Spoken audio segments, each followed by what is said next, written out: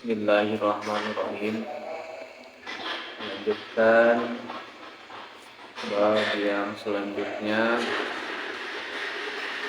Bismillahirrahmanirrahim.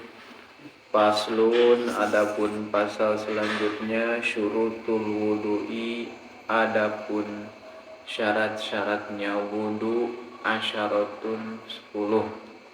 Al-Islamu, pertama Islam, watamyizu, dan bisa membedakan, wanaqou, dan bersih, anil haidi, dari haid, wanipasi, dan nipas, wa amma, dan dari sesuatu yamna'u, bakal menghalangi, usulal ma'i, dari datangnya air, ilal basyarati, pada kulit, wa allayakuna, dan tidak ada, ala udwin, kepada anggota wudu, ma, sesuatu, yugoyiru, yang bisa merubah, al-ma'a, kepada air, wal ilmu, dan mengetahui, bipardiyatihi, dengan pardu-pardunya wudu, wa alla ya'taqida, dan tidak meyakini, pardu wudu, min furudihi, dari pardu-pardunya wudu, sunnatun, diyakini sunat, wal ma'u, dan air, atau huru, yang suci, wa dukhulul waqti, dan masuk waktu, wal mualatu, dan berkesinambungan, lida imil hadasi, kepada orang yang tidak berhenti hadas. Kemarin sudah kita bahas dari mulai syarat bersih-bersih sampai ke fardu wudu.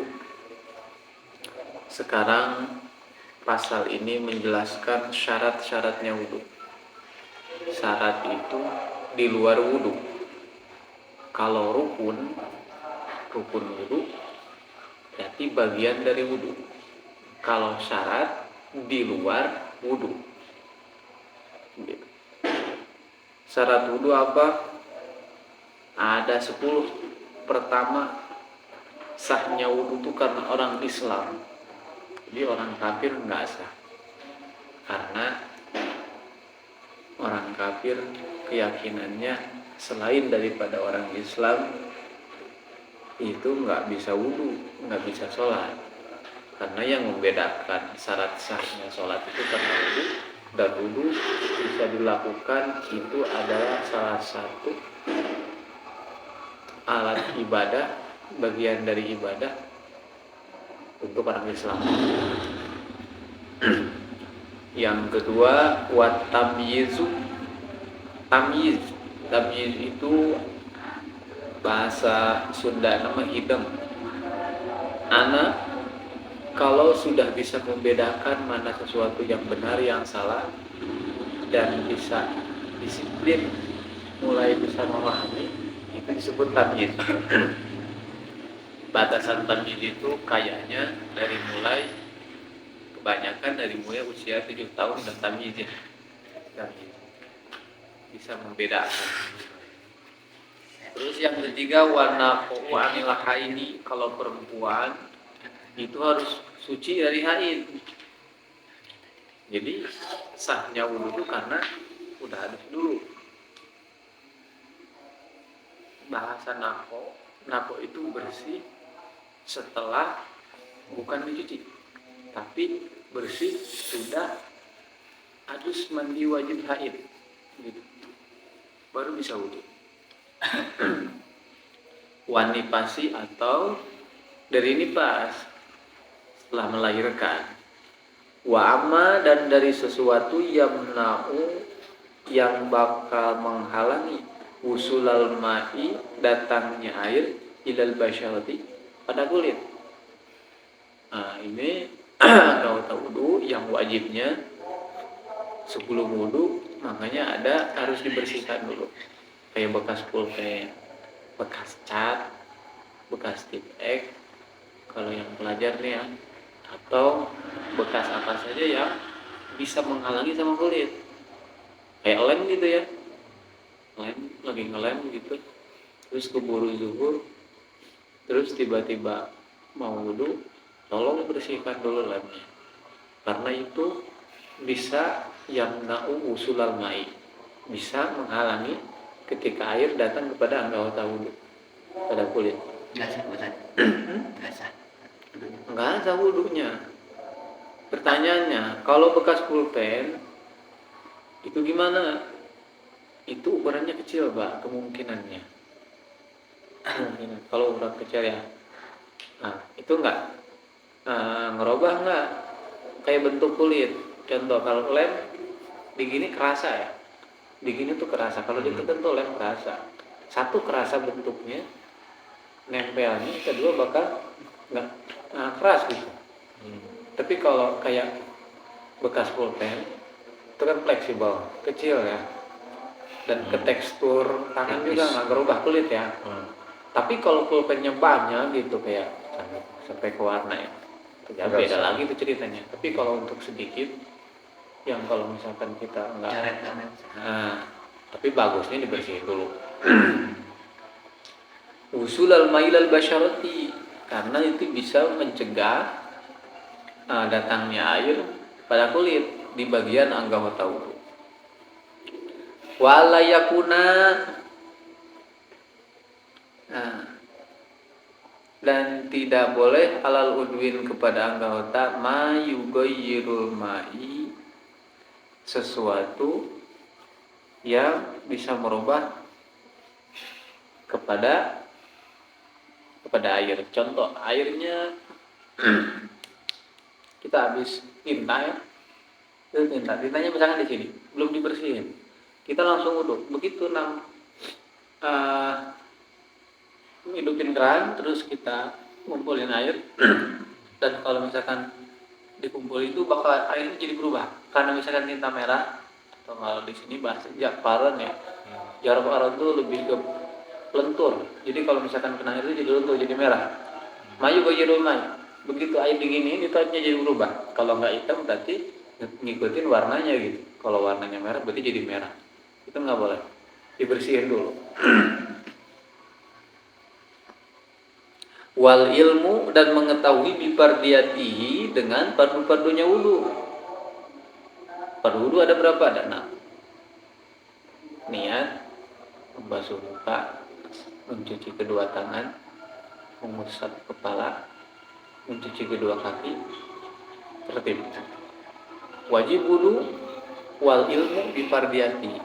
Syarat sah wudu, Imam Syekh Nawawi Al-Bantani menjelaskan dalam kitab ini, bagian dari madhab Syafi'i, mencakupkan, memasukkan syarat wal ilmu bifardiyati. Seluruh kitab madhab Syafi'iyah itu ada bahasa wal ilmu bifardiyati. Selain daripada wajib wudu, fardu wudu, berarti mengetahuinya juga wajib. Ini syarat sabab, fardu ain maksudnya.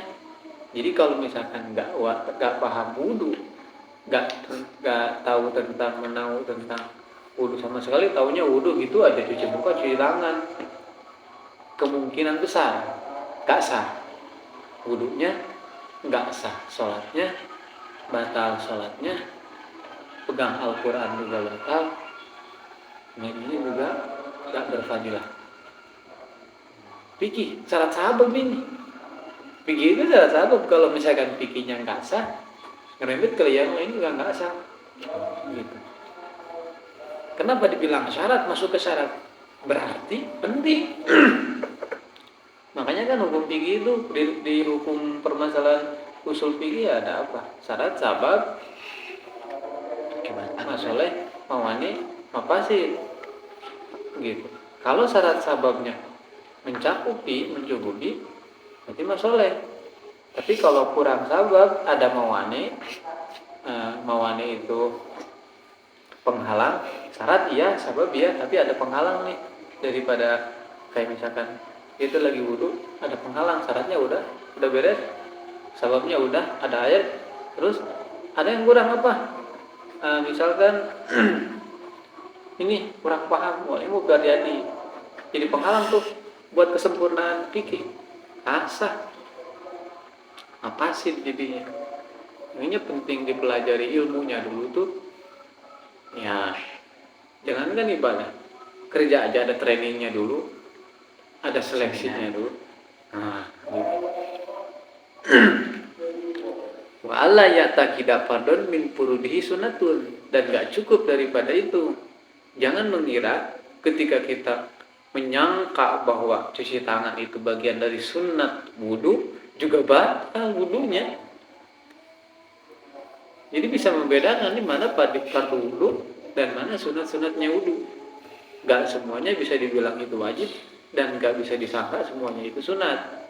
Ada hukum sunat fardu wudu yang 6 ditambah sunat-sunatnya, kumur-kumur gitu ya, gitu. Terus ini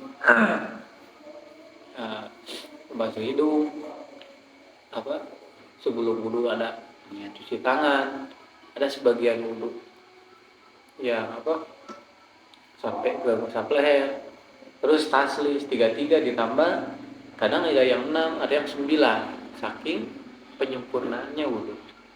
Itu harus bisa membedakan, jangan disangka ketika yang sunat, wah ini mah sunat telinga, mama sebelum wudu nah ini, nah mencuci kedua telinga itu disangkanya fardu wudu, nah nggak bisa. Ini harus mengetahui dulu, min furudi sunat, dari bagian fardu wudu ini itu sunat. Terus yang selanjutnya wal ma'u tahuru, dan ditambah dengan syarat sahnya wudu itu harus dengan air yang suci. Kemarin ada air yang suci ini. Kalau air yang berbentuk di kolamnya harus lebih dari 2 kula, harus 2 kula ke atas, 60 kali 60 kali 60 dengan volume 305 liter air.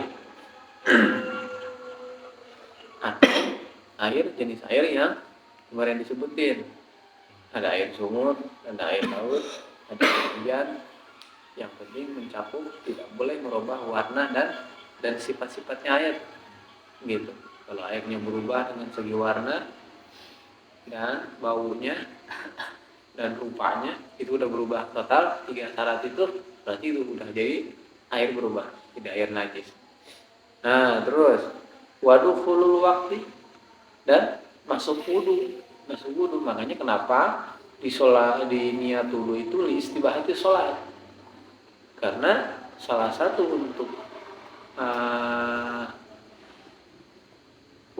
niat wudu itu salah satunya khusus pakai istibahati sholat, untuk sahnya sholat, untuk mensahkannya sholat.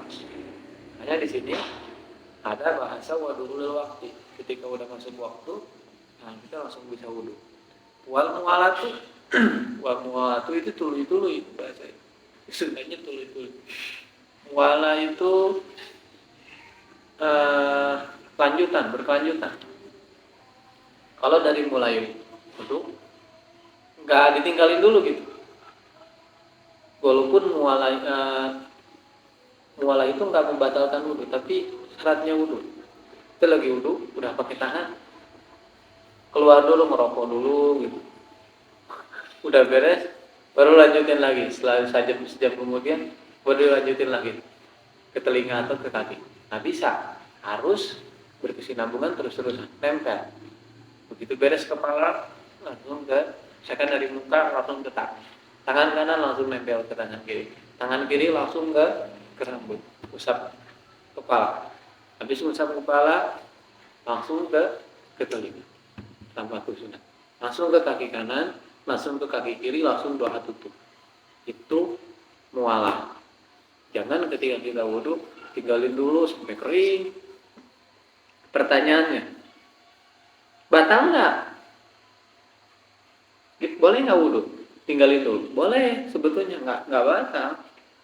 selama air yang terakhir dipakai wudhu itu masih basah. Kayak gini Pak Dadi. Kita wudhu di keran itu, ceritanya lagi mati keran contoh ya. Lagi wudhu terus ngidupin air, wudhu, basuh udah tangan kanan, keran mati. Ceritanya contoh. Terus ngidupin dulu sandia ya. Adalah 5 menit gitu sampai air keluar lagi. Batal nggak wudhu yang awal? Apakah kita wudhu lagi dari awal? Apakah lanjut? Lanjut ke. Nggak harus ngulang berarti ya? Nggak harus ngulang. Selama catatan, selama air yang di sini ada basahnya atau Belum di kepala kering lah ya? Belum kering total. Dikira-kira lo masih basah. Tapi kalau udah kering total, ulang lagi dari awal. Gitu. Terus wal mualatu lidaini mil hadas. Nah, yang terakhir harus tiap waktu dan begitu habis wudhu harus ada lanjutan. Contoh gini. Gimana ceritanya kalau orang sering beser ya, dikit-dikit per 10 menit keluar air, buang air. Teh manis biasanya. Nggak bisa ditahan gitu, udah dol gitu ya, klepnya. Ya gitu, klepnya udah dol. Atau ya gitulah pokoknya. Mungkin atau yang pernah ngalamin pakai kateter selang pipis ya dari rumah sakit itu sering banyak yang terjadi. Gampang keluar, kadang dikit-dikit baru aja setengah jam udah ke air lagi, walaupun nggak banyak tapi gampang keluar gitu bahannya, mungkin terganggu salurannya. Itu gimana hukumnya? Wa mualatu li daimil hadas. Kalau yang untuk daimil hadas itu wudunya harus langsung dan nggak boleh berhenti. Begitu beres wudu langsung beresin waktu itu juga, terus langsung sholat. Belum aja beres wudhu, baru aja mau sholat, udah keluar lagi. Sampai 2 kali 3 kali. Nah, itu masuk ke posisi darurat. Ad-darurat tubihul madurat. Kalau posisinya lagi kepepet, udah nggak bisa ketahan karena emang posisinya ada penyakit ya, ada mawana yang disebutnya, atau penghalang nggak lancar lah, nggak dari biasa. Bisa begitu habis wudhu kita langsung sholat, walaupun kita pas tengah-tengah lagi sholat keluar, udah lanjutin aja pas lagi wajib gitu. Ada nggak buat yang lain? Terus najis nggak tuh nanti gimana itu? Harus diganti. Posisinya darurat. Oh darurat. Ini lagi berbicara darurat. Darurat itu mau bawa najis juga. Berarti Jadi itu di rumah ya pasti ya? di rumah. Kalau mungkin di masjid ya? Karena kan nggak kubur. Yang bisa. Tapi yang penting di tempat yang aman ya, dan nggak jauh dari WC-nya gitu.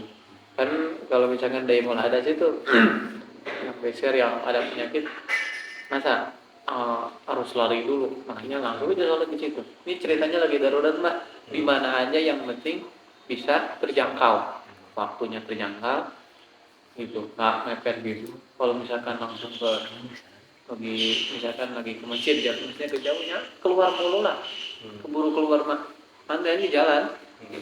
Makanya mualah di daimul hadas, untuk daimul hadas. Pertanyaannya, Ustaz, ada nggak disebut kategori daimul hadas itu kayak gimana? Dol itu klepnya, karena beda. Ada sering kencing, ada daimul hadas. Dokter itu menghukumi bahwa beser itu yang sering kencing beser, beda. Padahal yang dimaksud daimul hadas di fikih itu saking penyakit ininya, ya? maksudnya ke penyakit. Tapi kalau per setengah jam sekali itu nggak masuk kategori daimul hadas, karena kubur gitu aja duduk dan sholat, itu nggak kategori daimul hadas. Yang kategori daimul hadas itu di sini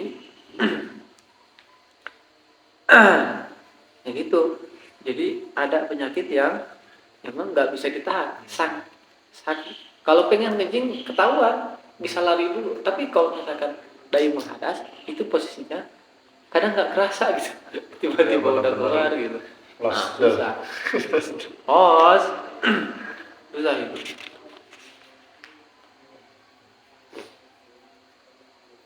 Gitu ya. Ngerti nggak Pak? Ada yang ditanyain nggak? Nah, Masih Paham ya? aman berarti Pak. Nggak lost. nah gitu. Jadi tolong diingat, syarat-syaratnya wudhu itu ada 10. Pertama, Islam udah yakin ya. Yang kedua, tamyiz bisa membedakan walaupun belum balik. Maksudnya, kalau orang udah bisa wudhu, anak bisa wudhu, itu udah sah. Sah bisa bawa Quran, sah sholatnya. Wanaqawa adalah haidi, kalau perempuan itu bersih dari haid dan nifas. Wa amma yamna'u sulal ma'i, dan sesuatu yang menghalang pada kulit untuk tibanya air itu tolong dibersihkan dulu ilal basyarati pada kulit. Wa alla yakuna udwana laurin ma yughayyirul ma'i, dan jangan ada sesuatu yang ketika nempel ke air jadi berubah airnya. Gitu.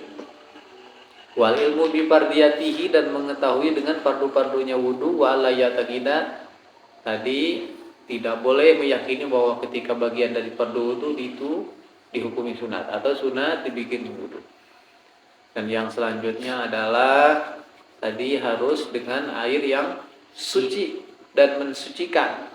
Tohirun mutohirun ligoirihi, masuk waktu dan berlanjutan atau berkesinambungan pada orang yang terus-terusan mengeluarkan hadas. Cukup ya. Aslun nawaqidul wudu'i wallahu a'lam. Wassalamualaikum warahmatullahi wabarakatuh.